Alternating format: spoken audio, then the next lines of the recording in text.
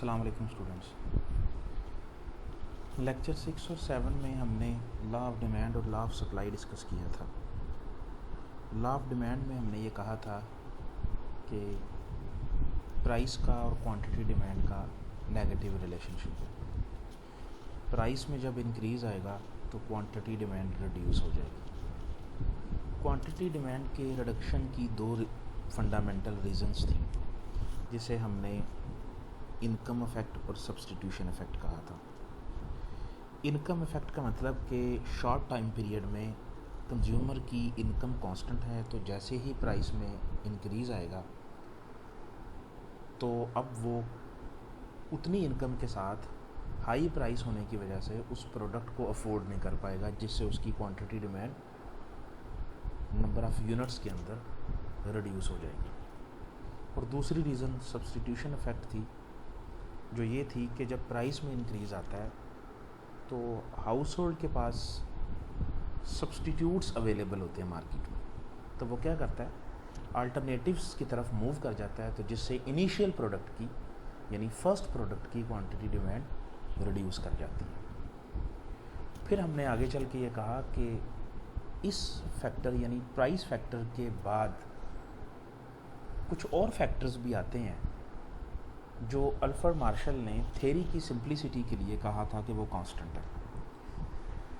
उनके चेंज होने से भी क्वांटिटी डिमांड चेंज हो सकती है, लेकिन वो अदर फैक्टर्स कहलाते हैं, वो माइनर फैक्टर्स कहलाते हैं, जिनमें इनकम ऑफ द कंज्यूमर्स थी। यानी ऐसा पॉसिबल है कि कंज्यूमर हाई प्राइस के साथ भी किसी प्रोडक्ट की डिमांड को कर सकता है मार्केट के अंदर। उसकी रीज़न क्या है कि उस कंज्यूमर्स की इनकम लेवल हाई है। आपने देखा होगा कि सोसाइटी में कुछ लोग प्राइस के बढ़ने से क्वांटिटी डिमांड रिड्यूस कर देते हैं या उन प्रोडक्ट को छोड़ देते हैं, स्किप कर देते हैं, फारगो कर देते हैं, जबकि कुछ इंडिविजुअल्स, कुछ कस्टमर्स, कुछ कंज्यूमर्स, कुछ हाउस होल्ड वो फिर भी उसे ख़रीद रहे होते हैं।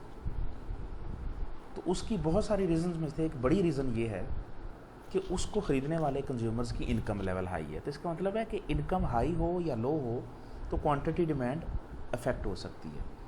फिर इसके अलावा मार्केट में कुछ ऐसी प्रोडक्ट होती हैं जो एक दूसरे का सब्सटीट्यूट होती हैं या कम्प्लीमेंट होती हैं, तो उनके सब्सटीट्यूट की प्राइस चेंज होने की वजह से या उनके कम्प्लीमेंट की प्राइस चेंज होने की वजह से भी उनकी क्वांटिटी डिमांड चेंज हो सकती है। जैसे कम्प्लीमेंट में मैंने कहा था कि इंक है और पेन है, पेट्रोल है और कार है, जीन्स है और टेनिस शूज़ हैं।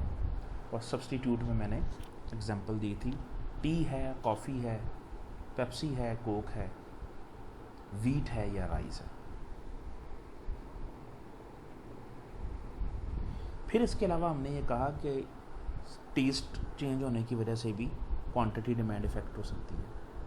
गवर्नमेंट पॉलिसी की चेंज होने से क्वांटिटी डिमांड इफेक्ट हो सकती है। क्लाइमेट या सीजन्स या वेदर के चेंज होने से क्वांटिटी डिमांड चेंज हो सकती है। प्रेफरेंसेस के चेंज होने से क्वांटिटी डिमांड चेंज हो सकती है। ब्रांड लॉयल्टी के चेंज होने से क्वांटिटी डिमांड चेंज हो सकती है। लेकिन बहुत सारे ऐसे फैक्टर्स हैं, लेकिन ये सारे के सारे फैक्टर्स जो हैं ये हमने ये कह दिया कि ये कांस्टेंट है। जब इसको कांस्टेंट हमने कहा, फिर हम ये प्रूव कर सकते हैं कि प्राइस का और क्वांटिटी डिमांड का नेगेटिव रिलेशनशिप है।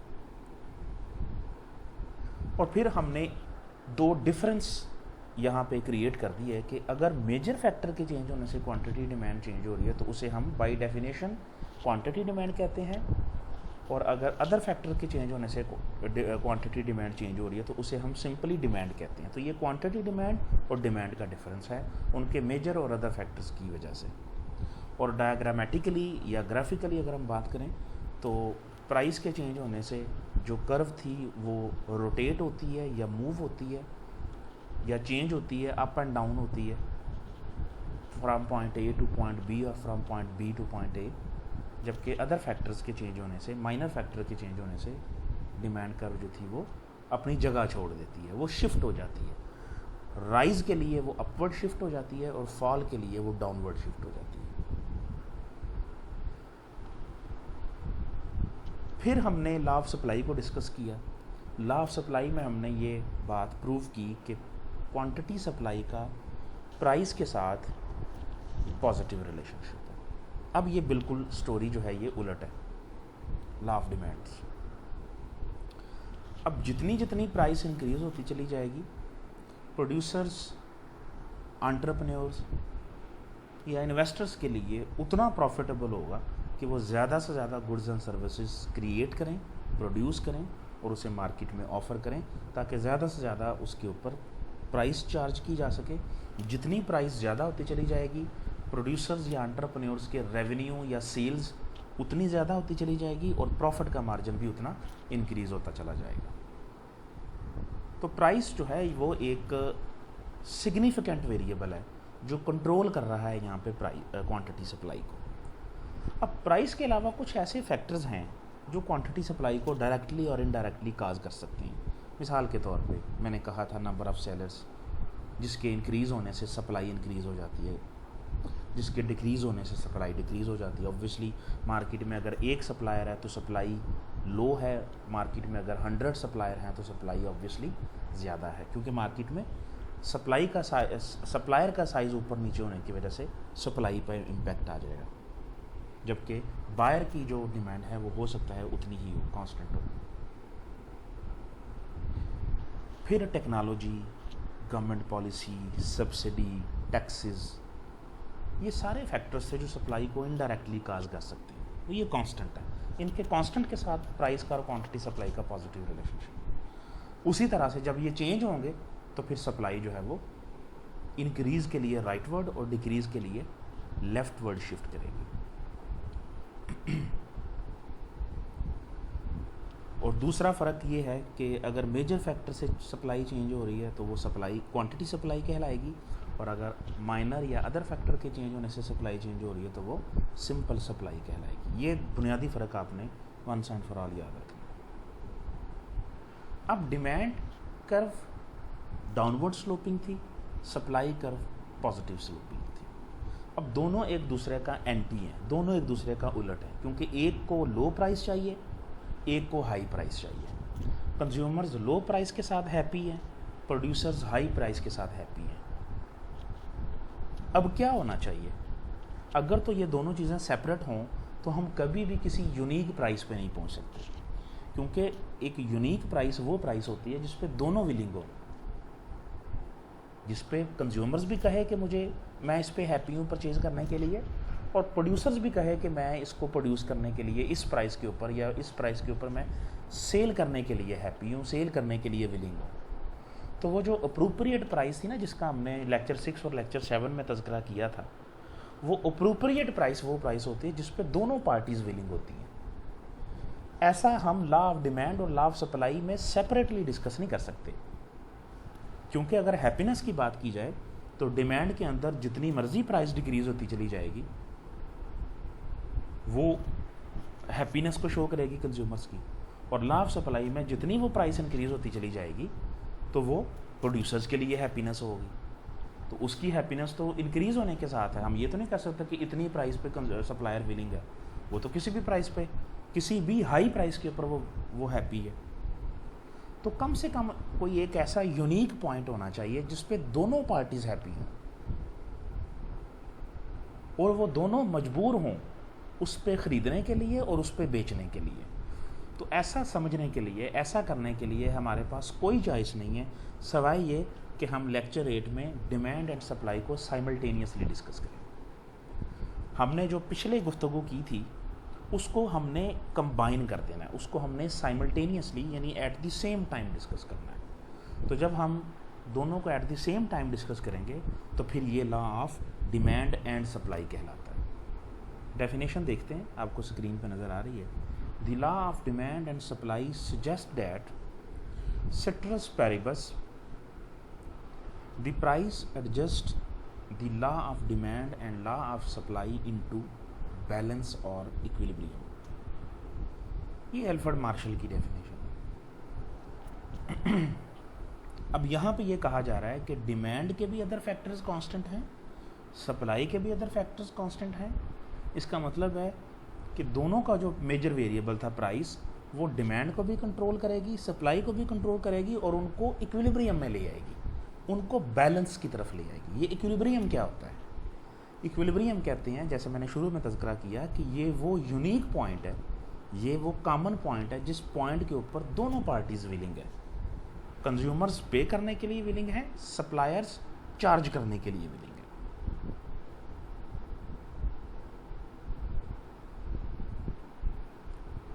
Next we have demand and supply schedule. ये पिछले स्केड्यूल को यहाँ पे कंबाइन कर दिया गया।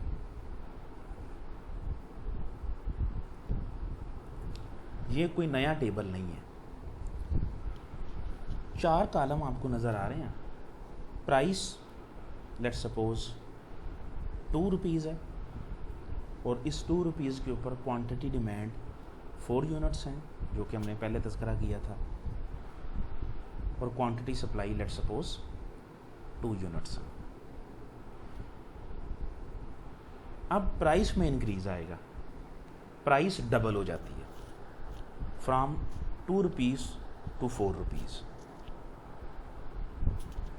अब जब प्राइस इंक्रीज होगी तो प्राइस मेजर फैक्टर है, कंट्रोलिंग फैक्टर है, सिग्निफिकेंट फैक्टर है क्वांटिटी डिमांड का भी और क्वांटिटी सप्लाइड का भी।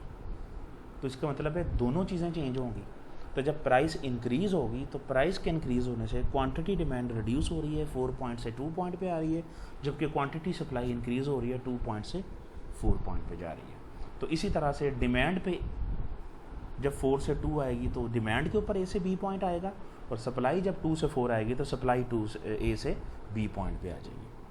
और नीचे नोट में आपको नज़र आ रहा है the schedule depicts the association between price, quantity demand and quantity supplied. ये वही टेबल को हमने यहाँ पे कंबाइन कर दिया law of demand and supply के अंदर। अब हम डिमांड के अगेंस्ट जब प्लॉट किया था ग्राफ में, तो वो demand curve downward sloping curve आई थी जो लेक्चर 6 में किया था, और जब सप्लाई को हमने इसी टेबल्स के ज़रिए प्लॉट किया था तो सप्लाई पॉजिटिवली स्लोप्ड आई थी। हमने क्या करना है, चूँकि हम दोनों को यहाँ पे साइमल्टेनियसली डिस्कस कर रहे हैं, तो हम यहाँ पे इन दोनों को कंबाइन कर देंगे। दोनों ग्राफ को हम यहाँ पे कंबाइन कर चुके हैं। सबसे पहले आप देखें वाई एक्सिस पे हमारे पास प्राइस है विच इज़ इन रुपीज़। मैंने मेंशन नहीं किया होगा 2 और 4 रुपीज़, वो ऑलरेडी हम जानते हैं कि जब हमने डिमांड को प्लॉट किया था तो वो नेगेटिव थी, सप्लाई को किया था वो पॉजिटिव थी। ये बात हम अब जान चुके हैं। इसी तरह से एक्स एक्सिस पे देखें तो आपके पास quantity demand and quantity supplied, चूँकि दोनों यूनिट्स के अंदर थी तो मैंने इनका मेजरमेंट ब्रैकेट्स के अंदर, पेरेंथीसिस के अंदर, यूनिट्स के अंदर मेंशन किया। अब डिमांड कर्व डाउनवर्ड स्लोपिंग है, उसे क्वांटिटी डिमांड और पेरेंथीसिस में कैपिटल डी से मेंशन किया हुआ है। क्वांटिटी सप्लाई पॉजिटिवली स्लोप्ड थी, इसको मैंने ब्रैकेट्स में या पेरेंथीसिस में कैपिटल एस के साथ यानी सप्लाई के साथ मेंशन किया हुआ है। दोनों अपोजिट फोर्सेस, दोनों डिफरेंट फोर्सेस, दोनों क्रॉस फोर्सेस जब एक दूसरे को इंटरसेक्ट करती हैं एक यूनिक पॉइंट के ऊपर, एक कॉमन पॉइंट के ऊपर, उस कॉमन पॉइंट को हम इकोनॉमिक्स की लैंग्वेज में इक्विलिब्रियम कहते हैं, जिसे मैंने पेरेंथीसिस में कैपिटल ई के साथ डिनोट किया। अब इस पेरेंथीसिस में जो कैपिटल ई है, इक्विलिब्रियम है, ये वो पॉइंट है जिस पे दोनों पार्टीज हैप्पी हैं। कंज्यूमर्स ये प्राइस पे करने के लिए विलिंग है, प्रोड्यूसर ये प्राइस चार्ज करने के लिए विलिंग है। अब वाई एक्सिस पे आपको जो नज़र आ रहा है वो इक्विलिब्रियम प्राइस है, यानी ऐसी प्राइस जिस पे दोनों पार्टीज पे और चार्ज करने के लिए विलिंग है। जब दोनों प्राइस बराबर आ जाएंगी तो क्वांटिटी डिमांड एक्स एक्सिस पे क्वांटिटी सप्लाई के बराबर आ जाएगी। तो जब क्वांटिटी डिमांड क्वांटिटी सप्लाई के बराबर आ जाएगी तो क्वांटिटी डिमांड सप्लाई बन जाएगी, क्वांटिटी सप्लाई डिमांड बन जाएगी, डिमांड डिमांड नहीं रहेगी, सप्लाई सप्लाई नहीं रहेगी, तो वो दोनों कहलाएंगी इक्विलिब्रियम क्वांटिटी। तो डेफिनेशन अगर आप नोट करना चाहें, लिखना चाहें, तो आप इस तरह से लिख सकते हैं that equilibrium quantity Q bar is a situation where quantity demand equates quantity supply। और इक्विलिब्रियम प्राइस की डेफिनेशन अगर आप नोट करना चाहें तो आप कह सकते हैं it is the price at which both parties are willing to pay and willing to charge.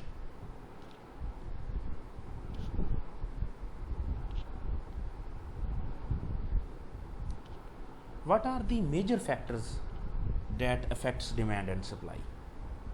अब मेजर फैक्टर मैंने आपको कहा था कि वो एक ही फैक्टर है जो कि प्राइस है, चाहे वो लॉ ऑफ डिमांड हो, चाहे वो लॉ ऑफ सप्लाई हो, चाहे वो law of demand and supply हो, वो प्राइस ही था मेजर फैक्टर। तो मेजर फैक्टर के चेंज होने से क्या इम्पैक्ट आएगा इस ग्राफ के ऊपर। तो इस हेडिंग को हम दो कैटेगरीज में डिवाइड कर देते हैं। सबसे पहले आप गौर करें तो इस ग्राफ में आपको इक्विलिब्रियम नज़र आ रहा है। ये जो ई है ये ऑलरेडी मैंने मेंशन किया कि it is the situation where quantity demand is equal to quantity supply. ये आइडियल सिचुएशन है। इमेजिन करें कि हम इस आइडियल सिचुएशन पे नहीं हैं। ये थोड़ा सा हमने इक्विलिब्रियम को प्रूव करने की कोशिश करनी है यहाँ पे, और साथ साथ हम ये भी प्रूव करेंगे कि प्राइस के चेंज होने से ग्राफ में दोनों चीज़ें कैसे चेंज हो रही हैं, ताकि हमें ये पता चल जाए कि demand and supply major factor के चेंज होने से ग्राफिकली किस तरह से रिस्पॉन्ड करती है। क्योंकि बाय डेफिनेशन तो हमने देख लिया है, by demand and supply table भी हमने देख लिया है, बाय ग्राफ अब हम देख लेते हैं। तो इमेजिन करें कि हम ए और बी वाली सिचुएशन में हैं। ये ए और बी सिचुएशन कौन सी है? ये नो इक्विलिब्रियम प्राइस सिचुएशन है। नो इक्विलिब्रियम प्राइस सिचुएशन का मतलब है कि ये एक ऐसी सिचुएशन है कि डिमांड कहीं और है, सप्लाई कहीं और है। तो आपको स्क्रीन पे नज़र आ रहा है कि क्वांटिटी डिमांड जो है वो बी पॉइंट पे है। देखें ना, ये प्राइस को हमने बिल्कुल हॉरिजॉन्टली लेके आए हैं मिसाल के तौर पे। तो जहाँ इसने डिमांड को टच किया है उसे मैंने बी पॉइंट कह दिया, और इसको इस बिल्कुल पैरेलल एक्स एक्सिस पे देखें तो ये क्वांटिटी डिमांड है, और ए पॉइंट पे देखें जहाँ इस प्राइस ने सप्लाई को इंटरसेक्ट किया है। ये देखें, जहाँ इसने सप्लाई को, इस प्राइस ने सप्लाई को इंटरसेक्ट किया है, उसे मैंने ए पॉइंट दे दिया है मिसाल के तौर पे, और इस ए पॉइंट के ऊपर हमारे पास है क्वांटिटी सप्लाई। ए पॉइंट पे सप्लाई इंटरसेक्ट कर रही है तो क्वांटिटी सप्लाई है, बी पॉइंट पे डिमांड इंटरसेक्ट कर रही है तो ये क्वांटिटी डिमांड है। अब ये दोनों बराबर नहीं है, इसलिए ये इक्विलिब्रियम नहीं है, इसलिए हमने इसे नो इक्विलिब्रियम सिचुएशन या नो इक्विलिब्रियम प्राइस कहा है। अब यहाँ पे देखें कि क्वांटिटी डिमांड का साइज क्वांटिटी सप्लाई के साइज से ज़्यादा है। देखिए ना, आपको अगर आपने बेसिक मैथ पढ़ा हो तो उसके अंदर एक्स एक्सिस के ऊपर राइट साइड पे जब आप जाते हैं तो आपके नंबर इंक्रीज़ होते हैं, ग्राफ में साइज़ जो है वो इंक्रीज़ होता है, और जब आप लेफ़्ट साइड पे जाते हैं तो साइज़ डिक्रीज़ होता है। तो चूंकि quantity demand relatively right side पे है तो इसलिए क्वांटिटी डिमांड का साइज़ जो है वो क्वांटिटी सप्लाई से ज़्यादा है। अब जब क्वांटिटी डिमांड का साइज़ क्वांटिटी सप्लाई के साइज़ से ज़्यादा हो तो ऐसी सिचुएशन को हम इकोनॉमिक्स में शॉर्टेज कहते हैं। ये आपको यहाँ पे भी नज़र आ रहा होगा, शॉर्टेज। शॉर्टेज कहते हैं ऐसी सिचुएशन कि मार्केट में ख़रीदने वालों की तादाद ज़्यादा है या ख़रीदने वाले लोग ज़्यादा क्वांटिटी को परचेज़ करना चाहते हैं, जबकि मार्केट में उसकी क्वांटिटी कम है, तो ये कहलाता है शॉर्टेज। जैसे पिछले दिनों आपने देखा शुगर प्राइसेस इंक्रीज़ हो गई थी शॉर्टेज की वजह से, कि मार्केट में चीनी ख़रीदने वालों की तादाद या चीनी की क्वांटिटी डिमांड जो थी वो ज़्यादा थी, जबकि मार्केट में उसकी सप्लाई किसी भी वजह से कम थी। तो आपने देखा कि शुगर प्राइसेस जो थी शॉर्टेज की वजह से इंक्रीज़ कर गई। इसी तरह से आपने वीट फ्लोर देखा था, आटे की प्राइसेस शॉर्टेज की वजह से इंक्रीज़ कर गई थी, और कमर्शियल प्राइस इसकी तकरीबन 55 रुपीज़ थी, जो कि 80 रुपीज़ पर केजी के ऊपर ये पर केजी वीट फ्लोर जो थी उसकी प्राइस इंक्रीज़ कर गई थी सिर्फ शॉर्टेज की वजह से। तो शॉर्टेज की डेफिनेशन आपको स्क्रीन पर नज़र आ रही है। It is important to note that when quantity demand is greater than quantity supplied then this situation is known as the situation of shortage। अब ये इंपॉर्टेंट पॉइंट नहीं है, यहाँ पे इंपॉर्टेंट पॉइंट ये आखिरी जुमला है। And in such a situation the price tends to increase and it reaches at the equilibrium. अब ये इक्विलिब्रियम कैसे आएगा? देखें, जैसे ही प्राइस इंक्रीज करेगी तो प्राइस के इंक्रीज करने से आपको स्क्रीन पे नज़र आ रहा है कि क्वांटिटी डिमांड नेगेटिवली इफेक्ट होगी यानी डिक्रीज होगी, और क्वांटिटी सप्लाई पॉजिटिवली इफेक्ट होगी यानी इंक्रीज होगी। प्राइस का इंक्रीज सेम है दोनों के अंदर, यानी प्राइस यहाँ पे दोनों में इंक्रीज हो रही है, दोनों सिचुएशन में इंक्रीज हो रही है, जबकि क्वांटिटी डिमांड डिक्रीज हो रही है, क्वांटिटी सप्लाई इंक्रीज हो रही है। ये ज़रा ग्राफिकली देखें कि जैसे प्राइस इंक्रीज होगी तो क्वांटिटी डिमांड रिड्यूस होगी, तो ये बी पॉइंट से बैकवर्ड आएगी। ये देखें, ये जो एरो जा रही है यहाँ से बैकवर्ड, ये बी पॉइंट से कहाँ आएगी? ई पॉइंट पे। तो क्वांटिटी डिमांड पीछे की तरफ आ रही है, बैकवर्ड आ रही है इस ई पॉइंट के ऊपर, और क्वांटिटी सप्लाई इंक्रीज होगी तो ये ए पॉइंट से ई पॉइंट की तरफ जाएगी। ए से ई की तरफ जाने के लिए सप्लाई को इंक्रीज होना पड़ेगा, बी से ई पे जाने के लिए डिमांड को डिक्रीज होना पड़ेगा। तो यही तो हमने यहाँ पे कहा है कि प्राइस के इंक्रीज होने से क्वांटिटी डिमांड डिक्रीज होगी क्योंकि नेगेटिव रिलेशनशिप है लॉ ऑफ डिमांड का, और क्वांटिटी सप्लाई इंक्रीज होगी क्योंकि पॉजिटिव रिलेशनशिप है। तो ऑटोमेटिकली प्राइस एडजस्ट करेगी डिमांड को और सप्लाई को। ये वही डेफिनेशन है जो बिल्कुल शुरू में मैंने कहा था कि the price will adjust the quantity demand and quantity supply into balance और इक्विलिब्रियम। तो ये ऑटोमेटिकली इक्विलिब्रियम आ जाएगा।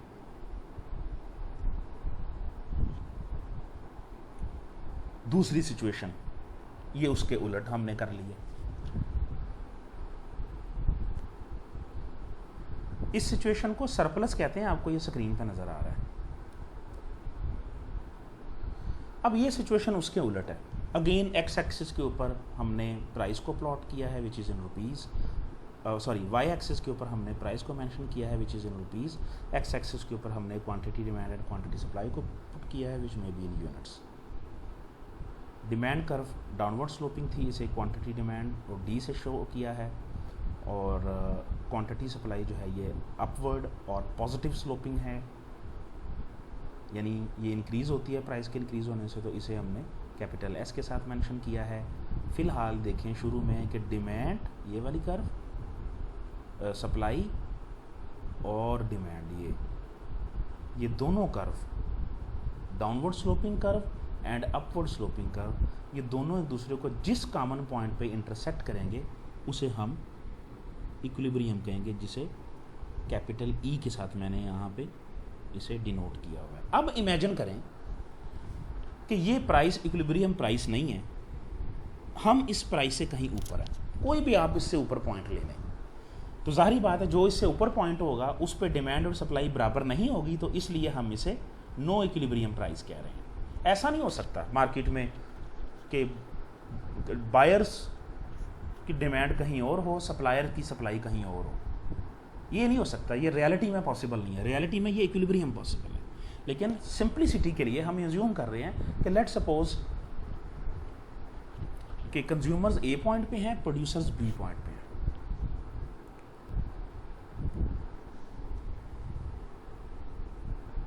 ए पॉइंट पे देखें, इस प्राइस ने, इस नॉन प्राइस ने ए को जहां कट किया है, ये डिमांड वाली कर्व है, इसके ऊपर हमने बिल्कुल एक्स एक्सिस पे चूंकि प्लॉट किया हुआ है ना हमने quantity demand and quantity supply, तो इसको मैंने क्यूडी के साथ मेंशन कर दिया है, और इसी प्राइस से बिल्कुल पैरेलल आप सीधा जाएं हॉरिजॉन्टली, तो बी पॉइंट के ऊपर हमारे पास क्वांटिटी सप्लाई है। अब ये पिछले डायग्राम से उलट हो गया, अब यहाँ पे क्वांटिटी सप्लाई का साइज क्वांटिटी डिमांड के साइज से ज़्यादा है। अब मार्केट में गुड्स एंड सर्विसेज ज़्यादा अमाउंट में या ज़्यादा परसेंटेज में या ज़्यादा यूनिट्स के अंदर अवेलेबल हैं, जबकि ख़रीदने वालों की तादाद कम है। तो जब चीज़ें ज़्यादा हों और ख़रीदने वालों की तादाद कम हो, तो ऐसी सिचुएशन को हम इकोनॉमिक्स की लैंग्वेज में सरप्लस कहते हैं, और सरप्लस का मतलब ये होता है कि उस प्रोडक्ट की कोई वैल्यू नहीं है, मार्केट में एक्सेस सप्लाई है। तो जब किसी चीज़ की एक्सेस सप्लाई हो तो उसकी मार्केट में वैल्यू नहीं रहती, और जब वैल्यू नहीं रहती तो उसका दूसरा मतलब ये है इकोनॉमिक्स के अंदर कि उसकी प्राइस डिक्रीज़ हो जाती है, क्योंकि इकोनॉमिक्स में हम किसी भी चीज़ की वैल्यू को उसकी प्राइस के साथ डिटरमिन करने की कोशिश करते हैं। So here comes the definition of surplus और excess supply, which is you can see on your screen that it is important to know that when quantity supply is greater than quantity demand, then this situation is known as the situation of surplus or excess supply. And in such a situation, ये सबसे important point है, ये आपने ज़हन में रखना है। And in such a situation the price tends to decrease. मैंने जैसे बताया कि जब सरप्लस होगा, गुड्स की वैल्यू नहीं होगी, उसकी डिमांड मार्केट में नहीं होगी, तो प्रोड्यूसर्स को मजबूरन उसकी प्राइस डिक्रीज करनी पड़ेगी and it reaches at equilibrium. तो ये इक्विलिब्रियम पे ऑटोमेटिकली कैसे चली जाएगी कि जब प्राइस डिक्रीज होगी तो फ़ौरन आप अपने जहन में ले आएँ कि डिमांड भी इफेक्ट होगी, सप्लाई भी इफेक्ट होगी, क्योंकि ये दोनों का मेजर फैक्टर है। अब प्राइस कम हो रही है तो ऑब्वियसली डिमांड इंक्रीज हो जाएगी और सप्लाई डिक्रीज हो जाएगी, क्योंकि सप्लाई प्राइस के साथ डायरेक्टली फ्लोट करती है जबकि डिमांड प्राइस के साथ इनडायरेक्टली फ्लोट करती है या इन्वर्सली फ्लोट करती है। तो प्राइस डिक्रीज हो रही है तो क्वांटिटी डिमांड इंक्रीज हो जाएगी और क्वांटिटी सप्लाई डिक्रीज हो जाएगी। अब क्वांटिटी सप्लाई को डिक्रीज होने के लिए ग्राफिकली ज़रा देखें, क्वांटिटी सप्लाई बी पॉइंट के ऊपर है जो नॉन इक्विलिब्रियम प्राइस थी। क्वांटिटी सप्लाई को डिक्रीज होने के लिए बी पॉइंट से बैकवर्ड आना पड़ेगा टूवर्ड्स ई पॉइंट, और क्वांटिटी डिमांड को इंक्रीज होने के लिए ए पॉइंट से ई पॉइंट पे आना पड़ेगा। जब ये ए पॉइंट से इंक्रीज होगी क्वांटिटी डिमांड तो ये नीचे की तरफ जब आएगी इंक्रीज होते होते तो ये ई पॉइंट के ऊपर आकर रुक जाएगी। और ई पॉइंट एक ऐसा पॉइंट होगा कि जिसके ऊपर फिर दोनों पार्टीज विलिंग हो जाएंगी, एक पार्टी पे करने के लिए, दूसरी पार्टी रिसीव करने के लिए। तो दोबारा देखें कि डिमांड इंक्रीज हो रही है A point to E point और सप्लाई डिक्रीज हो रही है B point to E point. यहाँ से भी देख लें कि क्वांटिटी डिमांड इंक्रीज होके राइटवर्ड आएगी और क्वांटिटी सप्लाई डिक्रीज होके लेफ्टवर्ड आएगी, लेकिन मूवमेंट अलोंग द कर्व है, चाहे शॉर्टेज हो चाहे सरप्लस हो, मूवमेंट अलोंग द कर्व है क्योंकि मेजर फैक्टर चेंज हो रहा है। तो फिर डेफिनेशन ज़रा रिकॉल करें, that law of demand and supply suggests that ceteris paribus the price adjusts the law of demand and law of supply into balance। तो नोट किया आपने कि चाहे शॉर्टेज था चाहे सरप्लस था, जो गैप है, शॉर्टेज वाला गैप और सरप्लस वाला गैप, इन दोनों गैप को कौन एडजस्ट करेगा? प्राइस एडजस्ट करेगी। अगर शॉर्टेज है यानी ये वाली ट्राइंगल है, ये वाला गैप है, तो ये गैप ख़त्म हो जाएगा प्राइस की वजह से, और इसी तरह से अगर सरप्लस है तो ये वाला जो ए पॉइंट और बी पॉइंट वाला, ये वाली जो ट्राइंगल है, ये वाला गैप जो है, इस गैप को कौन ख़त्म करेगा और इक्विलिब्रियम क्रिएट करेगा? That is price.